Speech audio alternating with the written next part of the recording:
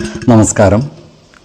വേദാംഗ ജ്യോതിഷത്തിലെ അമൂല്യമായ അറിവുകളും ആധ്യാത്മിക ജ്ഞാന ഉപദേശങ്ങളും പകർന്നു തരുന്ന പ്രശാന്തം ആസ്ട്രോ ചാനലിലേക്ക് ഏവർക്കും സ്വാഗതം. ഈ ചാനൽ ഇതുവരെയും സബ്സ്ക്രൈബ് ചെയ്യാത്തവർ ഇപ്പോൾ തന്നെ സബ്സ്ക്രൈബ് ചെയ്യുക. നോട്ടിഫിക്കേഷൻ ലഭിക്കുന്നതിനായി ബെൽ ബട്ടൺ അമർത്തുമല്ലോ. ഒപ്പം ചാനൽ ലൈക്ക് ചെയ്യുക, ഷെയർ ചെയ്യുക, കമൻറ്റ് ചെയ്യുക. കൊല്ലവർഷം 1200 ആണ്ടിലെ ചിങ്ങ സംക്രമം പൂരാടം നക്ഷത്രത്തിലാണ്. ചിങ്ങം 1-ാം തീയതിയിലെ ഗ്രഹനില അനുസരിച്ച് ഇടവം രാശിയിൽ സർവേശ്വരകാരകനായ വ്യാഴവും കുജനും ഗുളികനും, ചിങ്ങം രാശിയിൽ ആദിത്യനും ബുധനും ശുക്രനും, കന്നിയിൽ ശിഖിയും, ധനുരാശിയിൽ ചന്ദ്രനും, കുംഭത്തിൽ ശനിയും, മീനം രാശിയിൽ രാഹുവും സ്ഥിതി ചെയ്യുന്നു.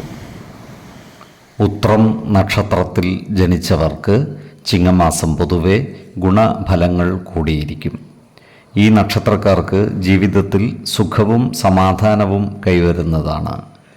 കർമ്മ മേഖലയിൽ കാര്യങ്ങൾ അനുകൂലമാണ്. ഇവരുടെ ആത്മവിശ്വാസം വർദ്ധിക്കുകയും അതുവഴി പല നല്ല കാര്യങ്ങൾ ചെയ്യുവാൻ ഇവർക്ക് സാധിക്കുകയും ചെയ്യുന്നതാണ്. ഈ നക്ഷത്രക്കാരോട് ശത്രുതാ മനോഭാവത്തോടെ പെരുമാറുന്നവരുടെ മേൽ വിജയം വരിക്കുവാൻ ഇവർക്ക് സാധിക്കുന്നതുമാണ്. അതുപോലെ ഇവരുടെ അസുഖങ്ങൾക്ക് ശമനമുണ്ടാകുന്നതുമാണ്. ഈ നക്ഷത്രക്കാരായ വിദ്യാർത്ഥികൾക്കും മറ്റു പഠിതാക്കൾക്കും അനുകൂലമായ കാലമാണ്. വിദേശ രാജ്യങ്ങളിൽ ഉപരിപഠനം നടത്തുന്നതിനുള്ള അവസരം ഇവർക്ക് ഒത്തുവരുന്നതാണ്. ഇവർക്ക് പഠനത്തിൽ മികവും പരീക്ഷാ വിജയവും ലഭിക്കുന്നതാണ്. ഈ നക്ഷത്രക്കാർക്ക് വരുമാന വർധനവ് ഉണ്ടാകുന്നതാണ്. എന്നാൽ സാമ്പത്തിക കാര്യങ്ങൾ കൈകാര്യം ചെയ്യുമ്പോൾ അതീവ ശ്രദ്ധ പുലർത്തുന്നത് ഗുണകരമായിരിക്കും. അപ്രതീക്ഷിതമായ ചിലവുകൾ വന്നു ചേരുവാനുള്ള സാധ്യതകളും കാണുന്നുണ്ട്. ജീവിത പങ്കാളികളുടെ സ്വത്തുവകകൾ ഭാഗം വെച്ച് കിട്ടുവാനുള്ള സാധ്യതകളും കാണുന്നു. അതിനാൽ ഇത്തരം സ്വത്തുവകകൾ ഭാഗം വെച്ചു കിട്ടാനുള്ളവർക്ക് അതിനായി പരിശ്രമിക്കാവുന്നതുമാണ്. എന്നാൽ ഇത്തരം കാര്യങ്ങൾക്കായി വാക്കുതർക്കങ്ങൾ ഉണ്ടാകാതെ ശ്രദ്ധിക്കുകയും വേണം. കുടുംബ ജനങ്ങളുമായി നല്ല സ്നേഹബന്ധം നിലനിർത്തി മുന്നോട്ട് നീങ്ങുവാൻ പ്രത്യേകം ശ്രദ്ധിക്കേണ്ടതുമാണ്.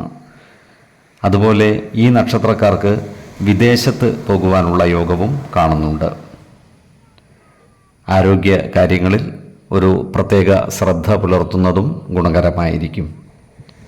2, 14, 22 തീയതികൾ അനുകൂലമാണ്.